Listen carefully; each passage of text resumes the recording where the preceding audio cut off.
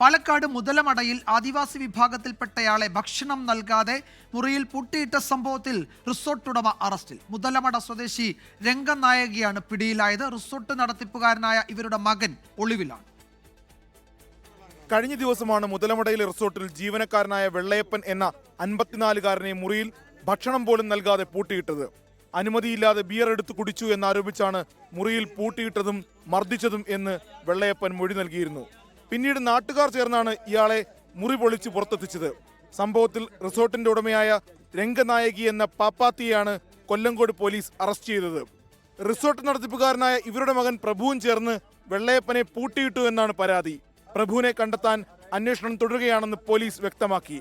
സംഭവം പുറത്തറിയിച്ച ആളെയും കാണാനില്ലെന്നാണ് പോലീസ് പറയുന്നത്. 24 പാലക്കാട്.